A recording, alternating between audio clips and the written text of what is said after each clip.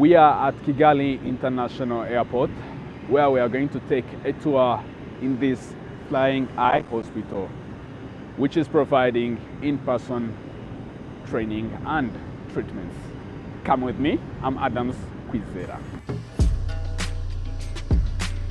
Led by global non-profit Orbis International in collaboration with the Ministry of Health, the initiative aims to build local capacity in eye care and increase access to quality treatment.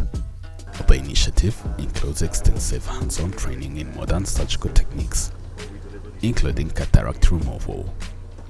Rwandan participants are using advanced simulation tools such as Orbis's virtual reality platform, which allows eye care providers to rehearse procedures before operating on patients.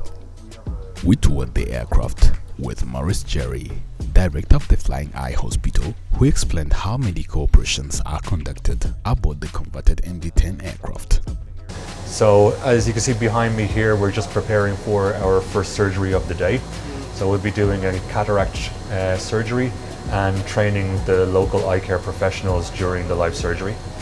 Right now our nursing team are just preparing the operating room, making everything ready for the surgery, and also training local nurses from here in Rwanda in the nursing techniques. A very important part of our training is infection control, which is a large part of the nurses' responsibilities. We also have volunteer surgeons from overseas who've come here to deliver the training, and they'll be training local surgeons from here in Rwanda. The patients are brought here from various referral hospitals across the country. Mainly most seek to get treated for the conditions such as cataracts, childhood eye diseases, strabismus, and severe vision loss, which requires visual aids. So what's happening here is, so on Monday all of us went to the Kibagabaga hospital, and all of these patients came for screening. So the patients that were selected for surgery on Monday, so they're coming here this morning. We already know which surgery they're having. They just come here as a sort of a waiting area. One of the patients is having her eye dilated, so that the surgeon can just see better into the eye. But yeah, really this is just a patient waiting area. When the patient is ready to go to surgery, we'll bring them back into the hospital area, and we'll also bring their family member with them. So the family member will stay with them before surgery. We will then take them into the operating room, and when the surgery is complete, their family member again will be there with them to comfort them. So this is the first room? This is the first room, exactly, yeah. The visit marks the aircraft's first mission to Rwanda and its 84th destination since its inception. Since last week, a collaborative training program has been underway aimed at enhancing ophthalmic care through hands-on clinical practice and knowledge sharing. So far, more than 100 nurses and ophthalmologists have been trained as part of this initiative. We have 46 seats, so we can invite 46 doctors and other eye health professionals here to observe the surgeries and attend lectures as well. So right now this morning we're just having a lecture while they're preparing for the first surgery. But once the surgery starts, we'll be able to see what the surgeon is seeing through the cameras and the microscope. And the surgeon also wears a microphone. So the surgeon will be able to describe the technique that he's doing step by step, and that's broadcast in the classroom.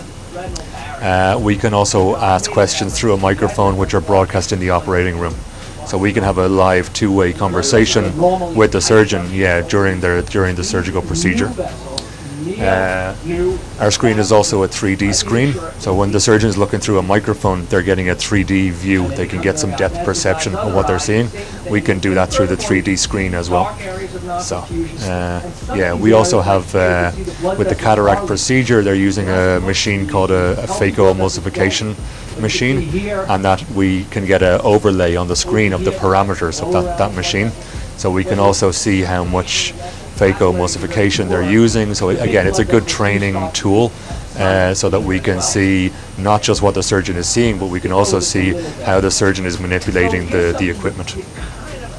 Following the hands-on training sessions, the aircraft began providing patient treatments on Tuesday, with surgical operations now underway. So right now, Dr. Samita Mulani from India is preparing with her hands-on trainee Dr. Valence for a cataract surgery. This specific technique is called phycomulsification, which requires a machine to basically aspirate the cataract lens out of the eye. They will then replace it with a clear lens that's permanent. This lens is made out of plastic and it will remain there the entire patient's life. Let's get inside the operation room. We are watching this eye and it's a clock. So right at where 5 would be, they're doing the main wound. So they've entered the anterior chamber of the eye, and the red center is where the cataract is. The colored part is the iris that it's been dilated. So right now what they're going to do is they're going to insert viscoelastic, which is an elastic substance that keeps the anterior chamber formed. And after that, they're going to open the anterior capsule, and that's where a bag where the lens is kept. So that's the inner part of the eye or the outer? It's the anterior segment of the eye. The eye is divided in an anterior segment, which comprises the lens, the iris, and the cornea. And then the posterior part is the retina and the optic nerve. So if you can imagine, the eye is like a camera. Yeah. Or like a TV, let's say. So the TV has the screen, right? Yeah. So the screen is basically the anterior segment of the eye, and then all the cables and all the information that goes behind the screen is the back side of the eye. These services are offered aboard converted MD-10 aircraft, equipped with operating theater, a classroom, and advanced simulation center. We are in the Flying Eye Hospital, which have 4 major rooms. Like this room is the operation room, where we find the patient getting operated. So the next room right there is the recovery room. This is the recovery area.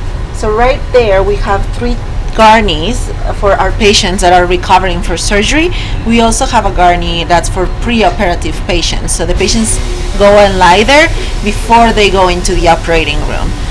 We also have our sterilization room where everything is getting cleaned. And then we have here our hair nurse is over there, and then our anesthesiologist is also over there. One of our anesthesiologists, the other one is in the operating room.